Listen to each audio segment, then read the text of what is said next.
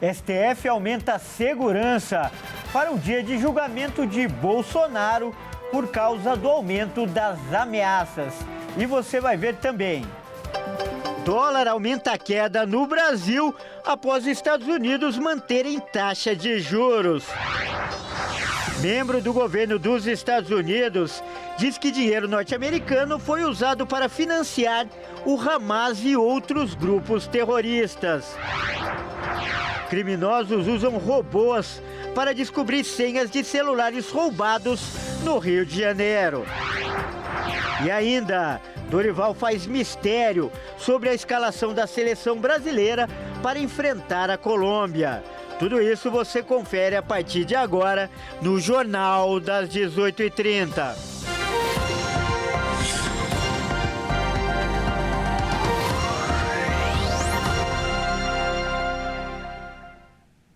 Olá, seja muito bem-vindo. Nós estamos ao vivo, agora são 18 horas e 37 minutos pelo horário de Brasília. Eu sou o Kleber Werneck e a partir de agora você confere comigo as principais notícias desta quarta-feira. O Supremo Tribunal Federal tem recebido ameaças por causa do julgamento do ex-presidente Jair Bolsonaro e por isso o órgão vai ampliar a segurança no dia da audiência. Vamos conferir.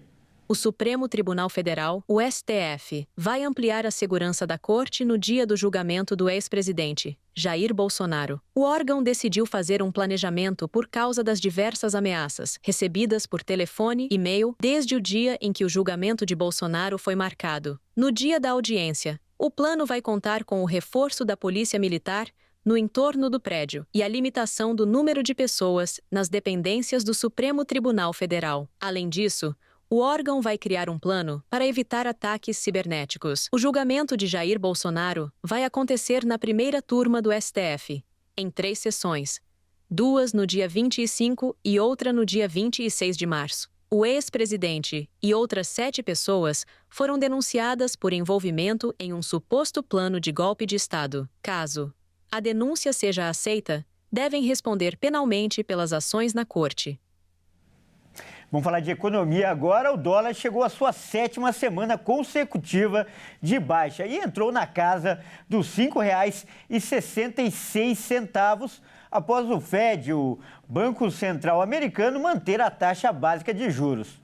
Na tarde de hoje, em meio a uma super quarta com muitas decisões de política monetária de ambos países, o dólar comercial operou em queda e chegou na casa dos R$ 5,66, completando a sua 7ª sessão consecutiva de baixa diante a moeda brasileira. Operar em viés de baixa só foi possível após o Federal Reserve manter a taxa básica de juros na faixa de 4,25% a 4,50%, conforme o que já era esperado. Após o fechamento, ocorrerá a reunião do Comitê de Política Monetária do Banco Central, com a expectativa de alta de 1 ponto percentual na taxa básica, sendo o último aumento que já havia sido contratado pelo Banco Central no ano passado, antes de Gabriel Galípolo assumir a presidência. Os formuladores de política monetária do Banco Central dos Estados Unidos ainda estão indicando que deve haver uma redução de 0,50 ponto percentual da taxa até o final deste ano, no contexto de desaceleração do crescimento econômico e queda na inflação. E o Federal Reserve, o Fed, como a gente acabou de falar, o Banco Central dos Estados Unidos, manteve as taxas de juros do país sem mudanças, na faixa de 4,25% a 4,50% ao ano. A decisão unânime foi anunciada hoje e se alinhou com as expectativas do mercado financeiro. Essa é a 2ª reunião que o comitê manteve a taxa de juros dessa vez. A manutenção da taxa veio com a justificativa que as incertezas em torno das perspectivas econômicas aumentaram. Isso tem a ver com a guerra comercial que os Estados Unidos vive com os seus principais parceiros. Mas ainda assim, os responsáveis pela política monetária acreditam que a taxa terá 2 cortes ao longo de 2025. As decisões sobre as taxas de juros nos Estados Unidos afetam o Brasil. Quando as taxas permanecem elevadas, há maior pressão para que a taxa Selic, que é a nossa taxa básica de juros, também permaneça alta por mais tempo. Além disso, há impactos no câmbio, dando força ao dólar. Vamos falar agora de um outro assunto internacional que está causando muita polêmica. Um depoimento dado pelo diretor executivo do Fórum do Oriente Médio, Greg Roman, ao Congresso norte-americano. E em sua fala, Roman diz que os Estados Unidos enviaram milhões de dólares para ajudar diversos grupos terroristas, inclusive o Hamas. E essa ajuda financeira só foi interrompida agora, com o novo presidente Donald Trump. A declaração polêmica aconteceu em uma audiência do Congresso norte-americano nomeada América em Último Lugar. A reunião contou com importantes líderes do governo americano para falar sobre as denúncias de corrupção na USAID, que é uma organização humanitária que usa dinheiro público para ajudar países pobres. Greg Roman, diretor executivo do Fórum do Oriente Médio, foi um dos participantes. E ele falou abertamente aos membros do comitê sobre como funciona o financiamento da organização americana para as organizações terroristas no Oriente Médio. Segundo Roman, isso aconteceu desde o governo de Barack Obama e continuou durante o governo de Joe Biden. Meu nome é Greg Roman, sou diretor do Fórum do Oriente Médio e estou aqui porque há uma raposa solta no galinheiro do nosso sistema de ajuda externa. Um sistema que tem como missão salvar vidas no exterior e que agora está patrocinando organizações terroristas. Se nós não cercarmos agora, nós vamos correr o risco de abastecer essa violência contra nossos aliados, nossas tropas e potencialmente contra nós mesmos. Deixe-me ser claro, esse é um problema que começou sob o governo de Obama e foi intensificado no governo de Biden. Greg Roman é uma figura muito respeitada e está entre os 10 maiores líderes judeus vivos hoje no mundo. Atualmente, ele preside o Middle East Forum, que é uma organização que promove os interesses americanos no Oriente Médio, e esteve sempre muito envolvido na USAID, onde teve informações privilegiadas. Ele revelou, inclusive, que quase todo o dinheiro que os Estados Unidos enviava para Gaza estava sendo entregue para o Hamas. 90% da ajuda que estava destinada a ir dos Estados Unidos para Gaza acabou em áreas controladas pelo Hamas. E isso é ridículo. Na verdade, o que a assistência americana fez foi garantir a capacidade do Hamas sobreviver até esse cessar-fogo. Essas declarações foram o principal argumento para o governo Trump cancelar mais de 80% dos programas da USAID. A alegação foi que os gastos são inapropriados para a Receita Americana e inúmeras irregularidades precisariam ser esclarecidas. Nós ouvimos alguns especialistas sobre o assunto que nos informaram que o dinheiro doado pelos Estados Unidos, até mesmo pela CIA, chegou a ser gasto por grupos terroristas para financiar o armamento que, em seguida, foi usado contra as próprias tropas norte-americanas. Além disso, a CIA, uma entidade que busca defender os interesses de segurança dos Estados Unidos, também tem, ao longo de 7 décadas, financiado operações terroristas em outros países, dentre elas entregando arma ou dinheiro para entidades que depois os Estados Unidos classifica como terrorista, mas não conta que foram eles que treinaram e armaram essas entidades. E esse caso ganhou um novo capítulo nesta semana, após um juiz federal dos Estados Unidos bloquear os cortes que foram feitos pelo governo de Trump à USAID, afirmando que o DOGI, o Departamento de Eficiência Governamental, que foi responsável por desmontar a agência da USAID, não tem autoridade para realizar tais cortes. Ricardo Rios, mestre em Relações Internacionais, também conversou conosco e explicou que, apesar da USAID existir por mais de 60 anos, ela tem em sua história muitos casos controversos.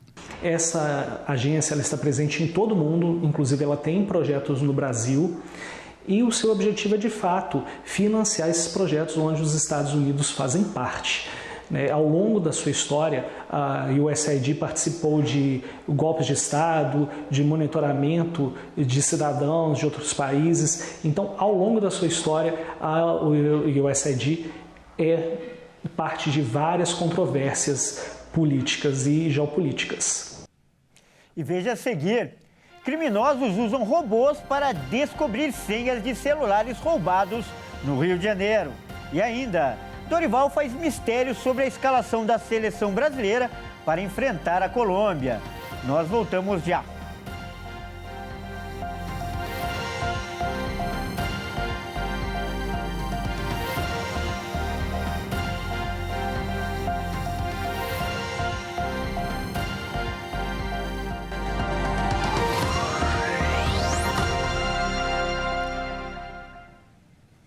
Mais uma vez, seja muito bem-vindo. Nós estamos de volta e ao vivo. São 18 horas e 48 minutos pelo horário de Brasília. E olha só essa história. Ladrões estão usando robôs para fazer combinações numéricas e descobrir a senha de celulares roubados no Rio de Janeiro. Quem vai contar os detalhes dessa história é o repórter Anderson Nascimento. Uma operação da Polícia Civil estourou uma central de desbloqueio de celulares roubados no Morro do Falé Fogueteiro, em Santa Teresa, região central do Rio. Na oficina clandestina, foram encontrados mais de 200 aparelhos eletrônicos. Os criminosos tinham softwares e equipamentos com os quais podiam derrubar até as barreiras de segurança de iPhones, considerados os mais protegidos. Os e-mails, número único de cada aparelho, eram modificados para que os celulares pudessem ser revendidos. Além disso, programas permitiam que robôs testassem inúmeras combinações de senhas até conseguir destravar os aparelhos. O responsável pela central de desbloqueio, Patrick Fonte Souza da Silva, de 31 anos, tem um extenso histórico criminal com passagens por receptação, estelionato, apropriação indébita, tráfico de drogas e associação para o tráfico. Ele foi preso em flagrante. A Polícia Civil começou a devolver esta semana os aparelhos recuperados. Na operação, em 27 de dezembro, além dos celulares, agentes da 7ª DP de Santa Teresa apreenderam 5 toneladas de maconha. Em agosto do ano passado, a Polícia Civil do Rio já tinha feito uma ação para devolver 500 aparelhos recuperados. Em outros estados, iniciativas semelhantes também vêm sendo realizadas. Essas ações para devolver celulares surgem diante de uma alta de roubos e furtos de aparelhos no estado. A Organização Meteorológica Mundial da ONU confirmou que 2024 foi o ano mais quente em 175 anos de registro científico. O relatório revelou que as temperaturas superaram em 1,5 graus o clima do período pré-industrial. Apesar de quebrar o recorde, o relatório da instituição trouxe dados preliminares que estimam um aquecimento global de longo prazo entre 1,34 graus e 1,41 em comparação ao mesmo período. Mas, de acordo com a organização, é um sinal de alerta de que estamos aumentando os riscos para as nossas vidas, economias e para o planeta. Os pesquisadores avaliam que o recorde de temperaturas globais registrado no ano passado e quebrado em esse ano foi causado principalmente pelo aumento contínuo das emissões de gases do efeito estufa, associado aos fenômenos Laninha e El Niño. Cerca de 90% da energia retida pelos gases com efeito de estufa no sistema terrestre é armazenada nos oceanos, o que levou à observação da taxa de aquecimento dos oceanos mais alta dos últimos 65 anos, além da duplicação da taxa de subida do mar. Segundo o secretário-geral da ONU, Antônio Guterres, o relatório também mostra que ainda é possível limitar o aumento da temperatura global em longo prazo. E agora é hora de falar de esportes aqui no Jornal das 18h30. E quem traz as informações é o Pedro Beraldi. Boa noite, Pedro. Seja bem-vindo. E Pedro, o Brasileirão nem começou, mas já tem mudança na data de estreia de 3 clubes e todos do futebol paulista. Isso mesmo, Kleber. Boa noite a você e a todos que nos assistem. As mudanças vão ocorrer devido à final do Paulistão, que vai acontecer no dia 27 de março, uma quinta-feira. 2 dias depois, no sábado, o Brasileirão começa. E com esse pouco tempo de descanso, os jogos serão adiados. A CBF confirmou a mudança das datas dos jogos de Corinthians, Palmeiras e São Paulo na estreia do Brasileirão 2025. A mudança ocorreu por conta do segundo jogo da final do Campeonato Paulista, no dia 27. Em reunião com a Federação Paulista, as diretorias dos times finalistas solicitaram que a final mudasse do dia 26 de março para o dia 27, pois os 2 times têm convocados na data FIFA. A FPF acatou o pedido e solicitou que mudasse as estreias de Corinthians e Palmeiras de sábado para domingo. A mudança do jogo do São Paulo aconteceu devido aos jogos do Tricolor e do Verdão serem em São Paulo. E na cidade existe uma proibição de 2 jogos de times grandes de São Paulo acontecerem no mesmo dia, quando disputados na capital paulista. Então, o Palmeiras vai enfrentar o Botafogo, o atual campeão, no domingo às 16 horas, em vez de sábado às 16h30. O Corinthians vai ir até Salvador enfrentar o Bahia no domingo às 20 horas. E o São Paulo vai enfrentar o Sport no Morumbis no sábado às 18h30. Corinthians e Palmeiras voltam a campo no dia 27, quinta-feira, na briga pelo título do Paulistão na Neoquímica Arena. O jogo de ida no Allianz Parque acabou 1-0 para o Alvinegro. Pedro, e com a data FIFA, o assunto da semana é a seleção brasileira, então vamos falar de seleção. Sem o principal jogador, o Neymar, o Dorival pode apostar em um garoto para ser titular. Conta pra gente essa história, Pedro. Isso aí, Kleber. Sem Neymar ainda machucado, tudo indica que o João Pedro deve ter uma chance. O jogador não é muito falado aqui no Brasil, mas vem fazendo uma boa temporada na Inglaterra.